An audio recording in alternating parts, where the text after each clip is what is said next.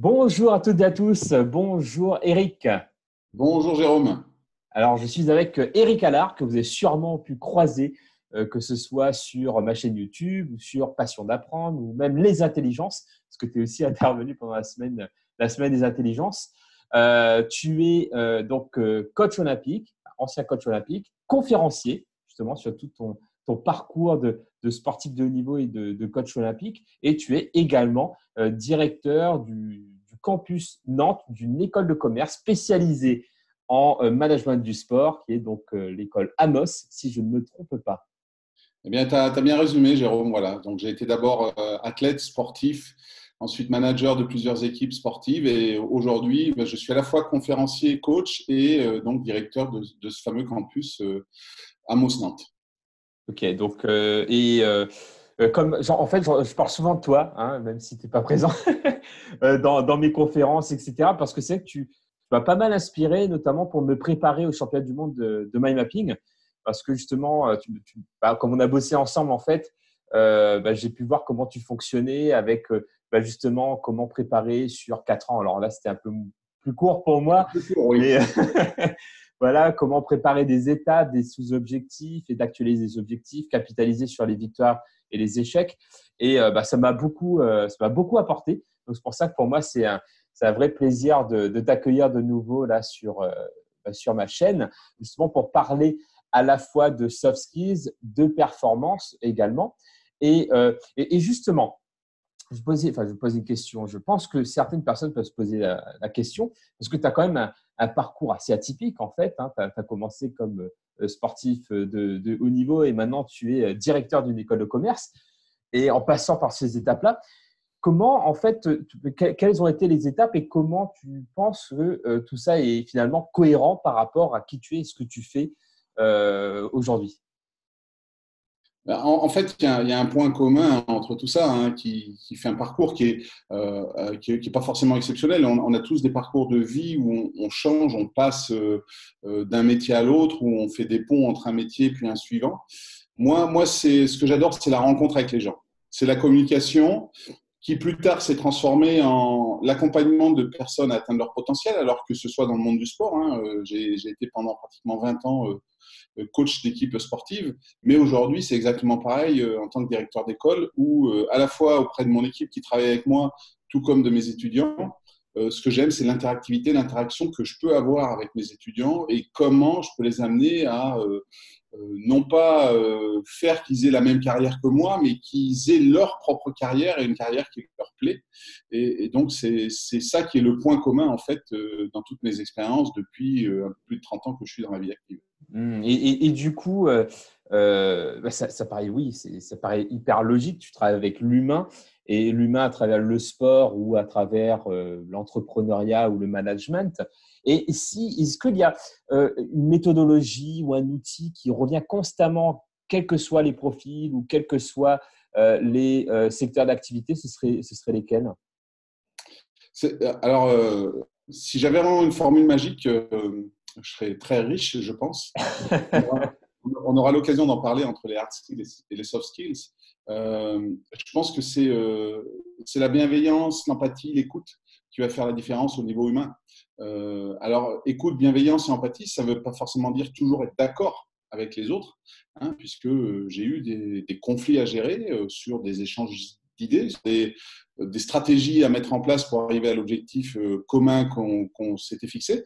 Mais c'est ça, c'est cette gestion du temps qui fait qu'il faut pouvoir être disponible au moment opportun, qui vous amène à faire des choix, pas toujours faciles, puisque j'ai eu l'occasion, par exemple, en préparant les Jeux de Sochi avec la Suisse, qu'on a au final gagné finalement, mais à un moment, je me suis retrouvé avec des équipes où je devais faire un choix parce qu'on n'a que 24 heures dans une journée et on a des outils en sport qui nous permettent d'analyser des performances, qu'ils soient des analyses de temps ou des analyses vidéo, mais qui sont consommatrices de temps.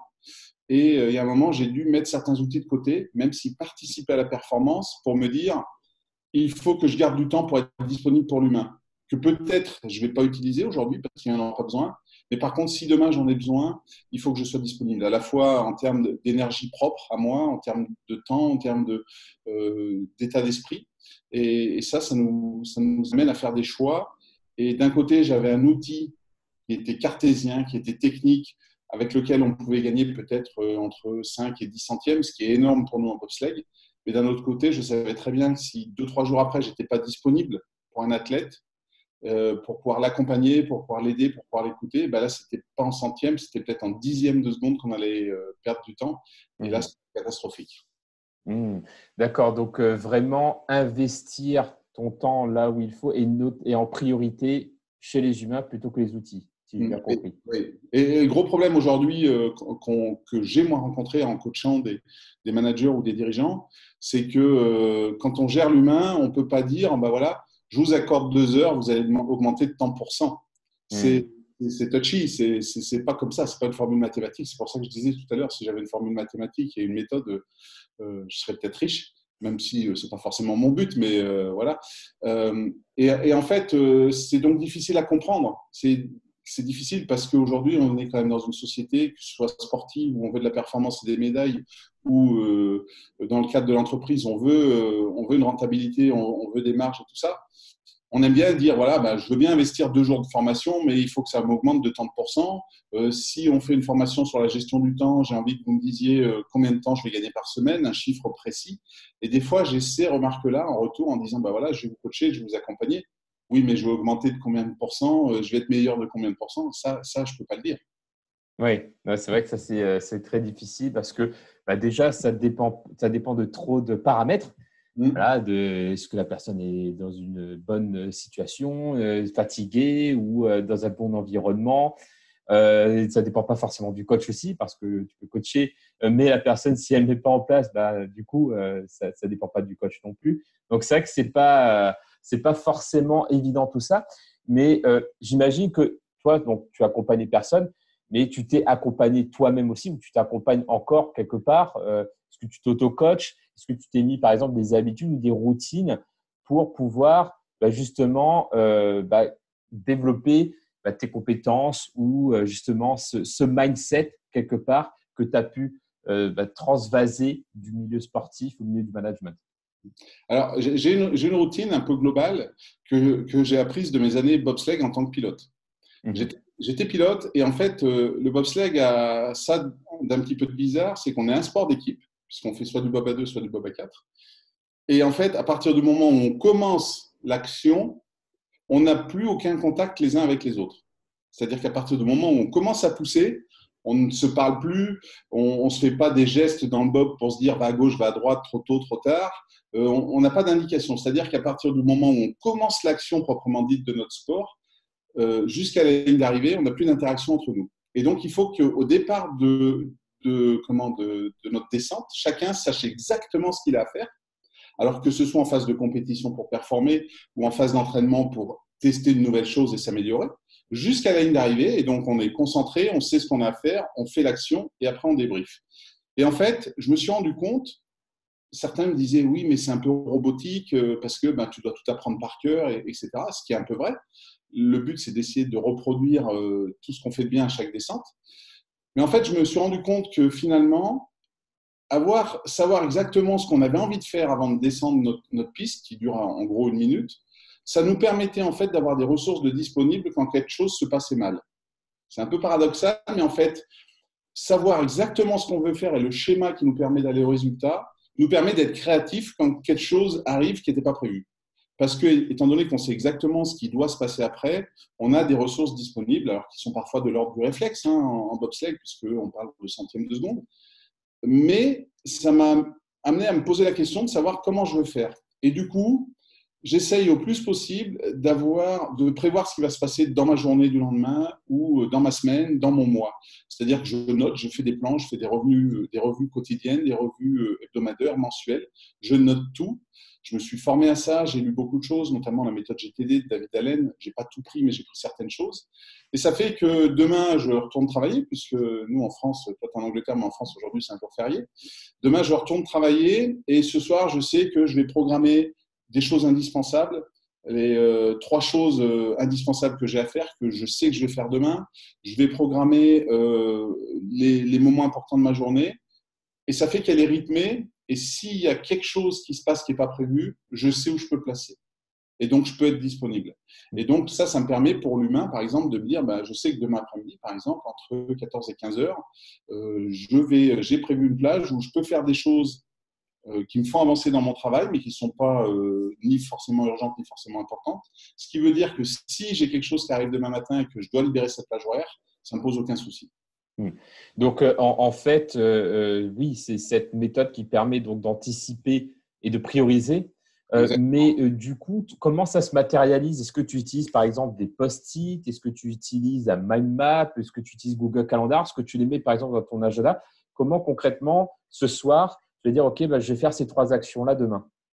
Alors, en fait, c'est un peu tout ça. J'utilise du Kanban, j'utilise du mind map, j'utilise des post-it. Je me suis fait ma propre méthode et on en revient à ce qu'on disait au début quand on disait l'important c'est l'humain et est-ce que j'ai une méthode universelle? Ben non, parce qu'on est tous différents. Et demain, vous allez vouloir gérer votre temps, vous allez prendre la méthode GTD de David Allen, vous allez trouver ça extraordinaire, vous allez l'appliquer de A à Z. Et puis certains, ils vont appliquer que 20% ou 30% de cette méthode, mais ces 20 ou 30%, ça leur convient. Ils vont combiner ça avec du Kanban personnel, avec du mind mapping. Donc, moi, c'est ma propre méthode que je me suis forgée au fil du temps, qui me convient. Demain, je te coacherai en gestion du temps, je t'expliquerai comment je fais, mais en t'orientant aussi vers d'autres choses qui existent que je n'utilise pas, parce que peut-être c'est ces autres choses qui vont toi t'aider. Donc, c'est à peu près ça. Donc, moi, j'ai la chance de ne pas avoir besoin de beaucoup de sommeil. Donc, entre 5 et 6 heures par nuit, ça me suffit. Donc, c'est vrai que ma journée commence généralement assez tôt, vers 5h30, 6 heures. Et puis, comme ça, j'ai le temps un peu de prendre le temps de me réveiller, de lire l'équipe. On se refait pas.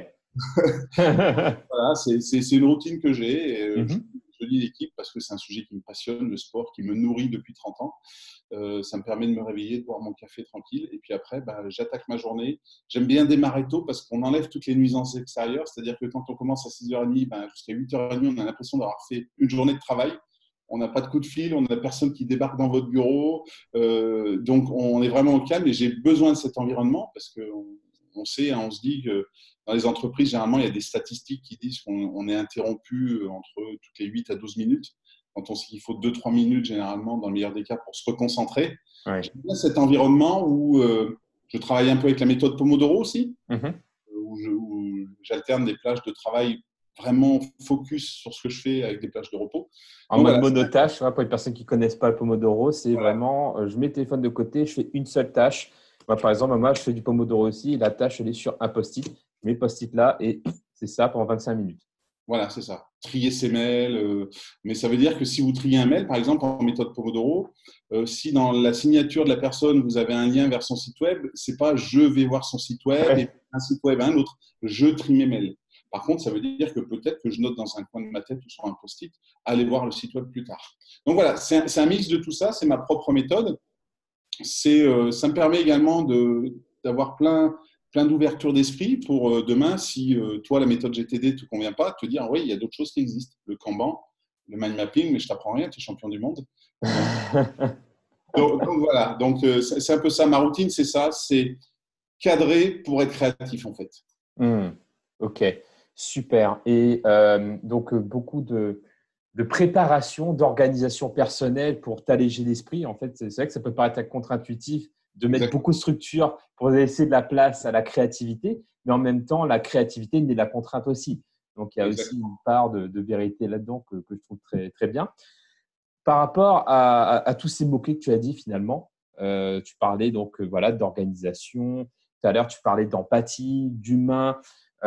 Finalement, ce sont des soft skills dont j'en parle très régulièrement, notamment dans le dernier livre qui est sorti chez Duno, dont tu as été contributeur aussi. Justement, voilà. Tu as été interviewé à cette occasion dans cet ouvrage. Et toutes ces compétences qui relient les humains entre eux, en fait, empathie, etc. Toi, a priori, ce que j'ai cru comprendre, c'est que ça t'a beaucoup aidé justement dans ta carrière. Et déjà, quelle a été la part de soft skills et quelle a été la part de hard skills, donc de compétences techniques, qui t'ont permis de relever tes défis? Alors, au début de ma carrière, j'étais plus centré sur les hard skills. Mhm. Quand tu découvres une discipline comme le bobsleigh, moi j'ai attaqué le bobsleigh en 88, je ne connaissais pas en fait. Mhm. Et là, ben, tu te focalises sur les hard skills et tu apprends à piloter un bob, tu apprends à piloter des pistes, à découvrir des pistes, etc.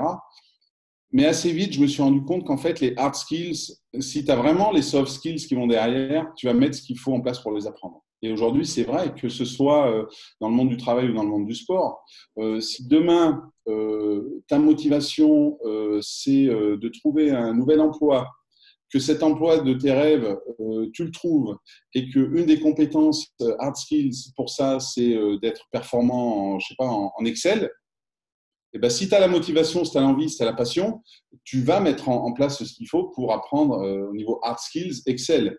Tu vas trouver une formation en ligne, tu vas tu vas trouver les mots pour convaincre ton nouveau patron de te payer cette formation-là. Donc, ça, c'est pas un problème. L'inverse, si tu as les hard skills et que tu es plus motivé, c'est beaucoup plus dur. Et ça, on le voit dans le sport tous les jours, où on a des athlètes de très haut niveau qui gagnent encore, qui sont parmi les meilleurs mondiaux et qui, à un moment, te disent « j'arrête parce que j'ai plus la motivation ». Ils ont tous les hard skills qu'il faut pour performer, mais ils disent « bah voilà, j'ai fait le tour ».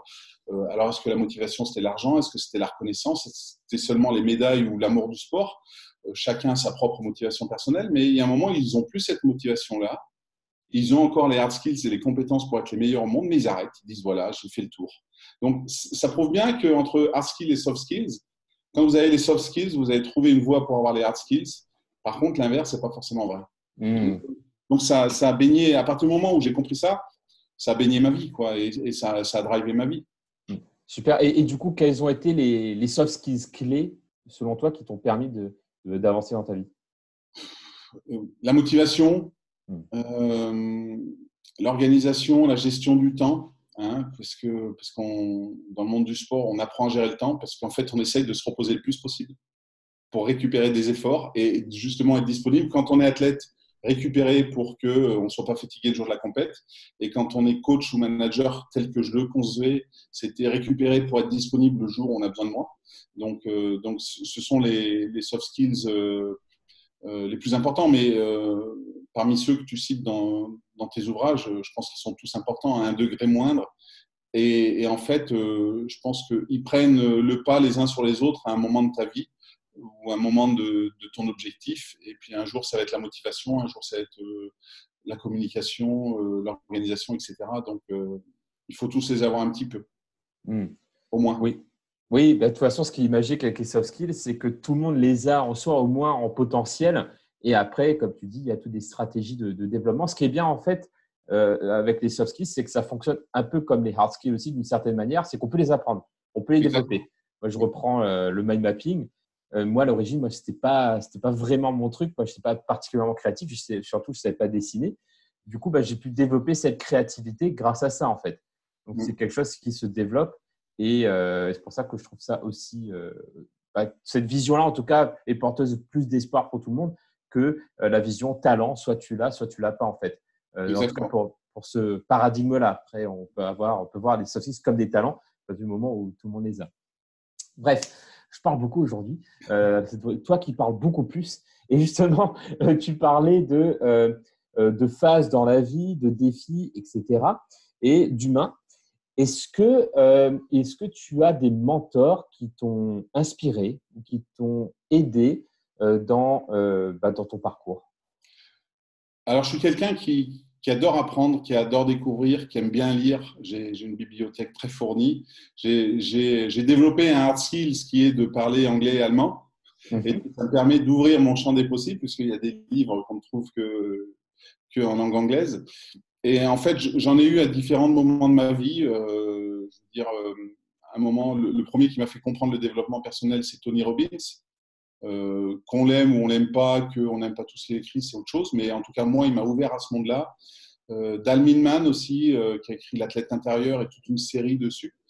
Euh, j'ai lu beaucoup de biographies de sportifs, forcément, de grands athlètes. Michael Jordan, j'ai lu récemment un livre, c'était sur le leadership chez les All Blacks.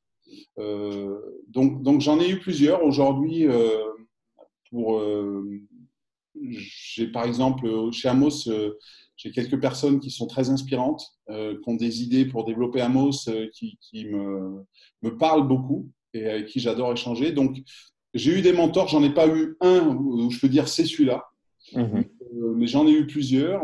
Je veux dire, aujourd'hui, quand je lis ton livre, quelque part, tu m'inspires aussi. Et je suis assez, si, c'est vrai, je suis assez ouvert de ce côté-là et j'aime bien avoir plusieurs courants de pensée, même des gens qui sont, je ne vais pas dire contre moi, mais qui n'ont pas les mêmes idées. J'ai envie de comprendre comment il fonctionne parce que c'est l'humain avant tout qui me guide. Et voilà, donc je prends un peu de la même manière que j'ai créé ma routine quotidienne. Je prends un peu à droite à gauche, je me construis comme ça par l'échange, par la communication, par les différentes lectures que j'ai. Et puis voilà, il y a des personnes qui ont compté dans ma vie au début à certains moments, des entraîneurs, des coachs. Aujourd'hui, quand on regarde un Tony Estanguet, par exemple, c'est quelqu'un qui a été triple champion olympique, qui aujourd'hui est quand même à la tête des JO 2024. C'est un exemple de reconversion. J'ai eu l'occasion de le croiser plusieurs fois. Tony, c'est très inspirant. On a eu l'occasion d'échanger il y a un moment sur Martin Fourcade, quelqu'un qui pendant des années a gagné. Comment il a fait pour gagner? On parlait de motivation durant toutes ces années. Ça, c'est un mystère que j'aimerais bien percer. Donc voilà, ces personnes-là, à des degrés différents, m'inspirent et sont un petit peu mes mentors au quotidien, en fait. Et alors, déjà, merci. Je suis touché que tu dis ça tout à l'heure. Et c'est vrai, c'est sincère. Hein. C'est pas seulement parce que je suis dans ton livre. C'est vraiment sincère et je te remercie. Bon, merci beaucoup. Et justement, par rapport à ces personnes qui t'inspirent, comment tu fonctionnes en fait quand tu vois ou quand tu côtoies une personne comme ça? Est-ce que c'est les idées que tu prends? Est-ce que c'est quelque chose que tu dis, OK, je vais essayer d'appliquer ça? Ou tu regardes comment elle se comporte et tu dis, OK, est-ce que ça te renvoie à tes propres comportements? Comment toi, entre guillemets, tu modélises ou tu prends ces inspirations de ces personnes-là? Alors, ça peut être plein de choses. Ça peut être une attitude physique Mhm. que j'aimerais reproduire. Je suis praticien PNL. Donc, on parle des ancrages, on parle de la modélisation de ce que font les autres pour son propre succès, sa propre performance. Ça peut être ça, ça peut être une attitude sur scène, une manière de se tenir. Je fais des conférences et je me dis, tiens, il dégage quelque chose, non pas verbalement, mais dans le non-verbal. Comment je pourrais l'inclure dans ma conférence? Comment je pourrais m'inspirer de lui? Est-ce que c'est sur la manière de s'habiller, un look qui me plaît, qui correspond à mon discours? Après, ça peut être quelqu'un d'autre qui dit une phrase qui est peut-être un peu choquante, mais il y a un message derrière, donc j'essaye de décortiquer ça. Donc, c'est pas le mentorat, je suis béat d'admiration devant quelqu'un, Mhm. mais c'est plus ça. Donc, c'est comme tu l'as dit, ça peut être tout. Ça peut être une attitude physique, ça peut être une attitude mentale, ça peut être une attitude relationnelle avec les autres. Et j'essaye de replacer ça dans mon contexte, Mhm. avec mes objectifs. C'est-à-dire que mon but, c'est pas de faire comme lui, mais c'est de qu'est-ce que je peux prendre de lui qui, quelque part, servent à moi, à ma propre légende. J'aime bien souvent utiliser ce terme-là pour que moi, le but que je me suis fixé, là où je veux aller, ce qui fait, ça contribue en le transformant, en le prenant tel que c'est et en le reproduisant ou en l'adaptant à ce que je suis. J'aime beaucoup ce que tu dis parce que c'est vrai que quand on entend modélisation, souvent on va imaginer comment moi je peux faire comme l'autre ou oui, faire comme l'autre en fait. Mais si c'est faire comme l'autre, mais de ne pas adapter à son contexte, du coup, ça ne fonctionnera pas forcément parce que tout est contexte, en fait, tout est contextualisé. Et par exemple, pour ma part, ce que j'aime bien faire en ce moment, on avait parlé en off, hein, donc de modéliser des personnes qui m'inspirent, mais à travers des soft skills. C'est-à-dire, j'observe une personne, et là, en l'occurrence, c'était, voilà, j'ai encore mon brouillon, il m'a l'air toute moche, mais c'est un brouillon. Voilà, une modélisation de notre cher Tony Buzan, qui nous a quittés il y a pas très longtemps, qui, justement, moi, je peux dégager 6 soft skills Mhm. en l'ayant côtoyé, voilà, pu bosser avec lui. Déjà, la créativité, clairement, quand tu côtoies Tony, tu sens que c'est quelqu'un de créatif, quoi. Mais en même temps de discipliné. Il me racontait quand j'étais parti le voir à un moment donné qu'il écrivait 25 livres en même temps et Ouais. qu'il était vraiment structuré, etc. C'était assez impressionnant. D'incongruence, c'est-à-dire que il est comme il est, quoi. Constamment. C'était assez impressionnant. L'attention, par exemple, c'est quelque chose que j'ai pu observer, c'est il est attentif à ce à quoi il porte attention, en fait. Il ne se disperse pas, il ne va pas être distrait par des choses, il va être vraiment, s'il a dédié son temps pour quelque chose, il est tout le temps à 100%, en fait. Bien-être aussi, ça c'était une priorité pour lui, Bien clairement. sûr. Et l'éloquence, c'est clairement quelqu'un de hyper éloquent. Et par exemple, voilà, d'avoir identifié ces soft skills chez lui, comment, si je replace ces soft skills chez moi, comment elles s'exprimeraient. Et après, de m'amuser par ma créativité, justement, à faire des programmes d'entraînement soft skills. Donc là, c'est ce que j'ai fait, justement. Je t'enverrai un lien pour que tu ailles voir à quoi ça ressemblera, Ouais. justement, sur ce programme d'entraînement pour modéliser pour développer les 6 soft skills de Tony Buzan, justement. Pour te donner un exemple précis, imaginons que toi, demain, ton objectif, ou ceux qui nous écoutent, ce soit de faire fortune. Eh bien, vous allez peut-être vous inspirer de personnes d'entrepreneurs qui ont fait fortune, et vous allez vous dire, ils ont fait comme ça, comme ça, comme ça, comme ça. Mais si demain, ces entrepreneurs qui ont fait fortune, il y a un moment, pour y arriver, ils ont dû écraser des gens, faire des coups tordus, et que ça ne correspond pas à vos valeurs, vous n'allez pas pouvoir reproduire ça, sinon vous allez vous sentir mal. Vous allez peut-être prendre certaines choses de ces gens-là qui vont vous aider dans votre propre réussite, mais par contre, vous allez les adapter avec ce que vous êtes, vous, à l'intérieur.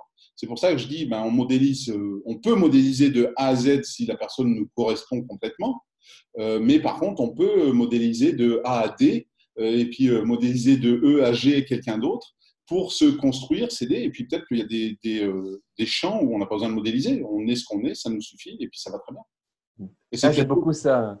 J'aime beaucoup peut-être… cette analogie de l'alphabet. C'est hyper pertinent, en fait. Ouais. Et puis, il faut se dire qu'un jour, il y a peut-être d'autres personnes qui vont se modéliser sur nous. Bah oui. On va peut-être être le ABC de quelqu'un d'autre. C'est vrai. Et c'est pour ça que le fait de garder ça à l'esprit nous inspire à être exemplaires, en fait.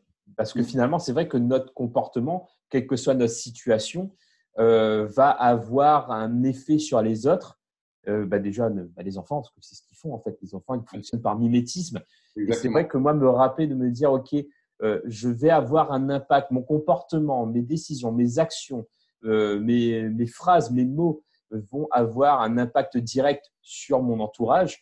Et du coup, le fait de dire, OK, quelle est la personne que j'ai envie d'être pour moi déjà, mais aussi pour l'impact que j'ai envie d'avoir chez les autres, finalement, ça nous donne cette notion d'exemplarité que je trouve hyper pertinent. Oui. Exactement. Super. Et tu as parlé de livres également, parce que justement, tu disais que voilà, ce qui est intéressant, c'est que tu dis, Tony Robbins, quelque part, était une sorte de mentor pour toi au départ, mais c'était à travers un livre, si j'ai bien compris. Tu n'as pas rencontré. C'est ça, oui. Alors, c'est pas celui que je vous montrerai aujourd'hui. Aujourd'hui, je vous montrerai celui-là. Ok, ouais. Gary Vaynerchuk, donc Casser la baraque, Crushing It en anglais. Ouais. Il est assez hard, dans le sens où il n'a pas la langue de bois. Ouais. C'est quelqu'un qui est assez motivant. C'est quelqu'un, j'aime bien la manière dont il parle. Je me souviens d'une vidéo, vous pouvez trouver sur Internet, où en fait il est dans la rue et dans un taxi, et il y a une fille qui le reconnaît, qui lui fait baisser la vitre pour prendre une photo, et puis elle lui dit dis-moi 3 mots pour m'inspirer. Et il la regarde et lui fait tu vas mourir. Et en fait, pour lui dire perds pas de temps, quoi. Perds pas de temps, fonce. Fais tes projets. Alors, faut pas le prendre, tu vas mourir tout de suite. Mais dans l'état d'esprit, tu as des idées, tu as des envies, vas-y, mets en place un plan d'action, entoure-toi des personnes qu'il faut, construis ta vie et puis fonce, quoi. N'attends pas que tout te tombe dessus en te disant aujourd'hui, non, je peux pas le faire, j'ai pas d'argent, je peux pas le faire, j'ai pas de temps, je connais personne, voilà. Donc, il est assez direct dans la manière dont il parle. Il a tout un tas de podcasts, d'émissions YouTube, tout ça. Mais j'aime bien un peu son ton, j'aime bien ses idées. Alors, encore une fois, je les adapte, je les prends avec mes filtres. Hein. Mais aujourd'hui, c'est pas mon Tony Robbins du début, mais ouais, c'est quand même quelqu'un que je suis de manière assez régulière. Et j'aime bien ce livre-là parce que justement, il dit, voilà, tu as une idée, fonce. Aujourd'hui, on est quand même à notre époque dans un domaine des possibles. On a plein de manières d'y arriver et voilà quoi. Capitaliser sur vos passions. En plus, moi, ma passion, ça a été le sport depuis tout petit. Et puis, aujourd'hui, je suis ce que je suis grâce à cette passion. Yes. Donc, Gary Vee, c'est Crushing It en anglais, Casser la baraque en français. Donc, ça, c'est le livre que tu recommandes en ce moment-là. Voilà, exactement. Super. Il faudra que je traite sur lesintelligences.com alors. Voilà, exactement. On en reparlera. Ouais, super.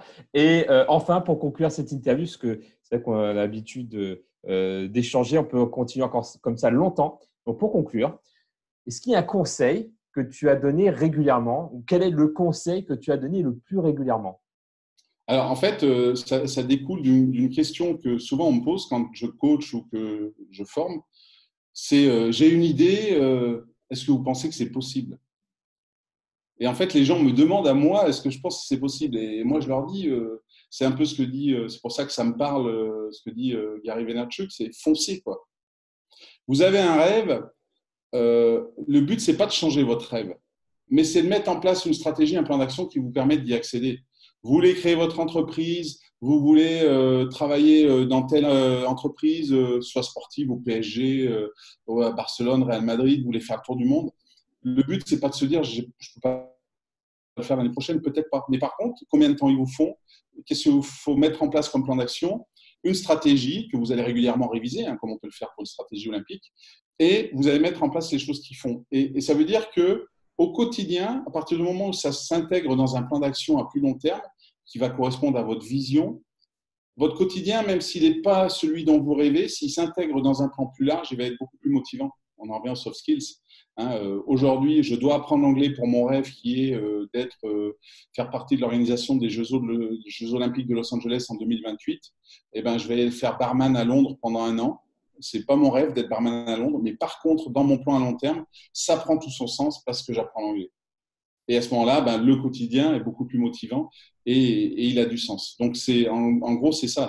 Est-ce que vous pensez que je peux y arriver? Est-ce que c'est possible? Oui, tout est possible. Ne vous fixez pas de limite. Faites-vous un plan d'action qui vous permette d'atteindre votre rêve et mettez-le en place. Adaptez-le quand il faut. Ça ira des fois moins vite, ça ira des fois plus vite. Mais si vous regardez, c'est un point commun, je pense, à tous les entrepreneurs, à tous ceux qui ont réussi et tous ceux qui peuvent servir de modèle. Ils y ont cru. Ils ne se sont pas posé la question, ils avaient un rêve, ils y ont cru et ils ont mis en place les actions qu'il fallait. Il y en a certains, ça a pris 4 ans. Il y en a d'autres, ça a pris 1 an. Il y en a qui ça a pris 10 ans. Un Zuckerberg, ça a été très vite. Ils ne pensaient pas que ça irait aussi vite, je pense. Et il y en a d'autres, ils ont fait fortune à 45 ans. Ils ont dit, depuis le début, depuis 20 ans, je pense à ça. Et je n'ai jamais lâché. Donc voilà, foncez. Super. Wow. Merci beaucoup, Eric. Donc, pour te retrouver, c'est sur activetalent.fr, c'est ça? Exactement. Donc, sur activetalent.fr, les gens peuvent te contacter si besoin. Tu as également des programmes en ligne également, donc pour vraiment voilà, les accompagner dans justement l'accomplissement de leurs objectifs.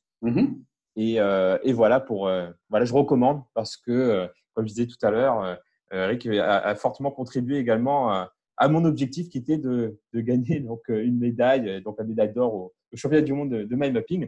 Donc, allez-y, activetalent.fr. Merci beaucoup, Eric. Merci, sinon, juste pour rappel, si vous voulez recevoir un petit cadeau de ma part, voilà, un programme d'entraînement soft skills, je vais sélectionner une personne au hasard qui laissera un commentaire sous la vidéo, que ce soit sur YouTube ou sur Facebook. Donc, n'hésitez pas à laisser un commentaire en répondant à la question « Qu'est-ce que vous avez retenu de cette interview ?» Voilà, donc à vos commentaires.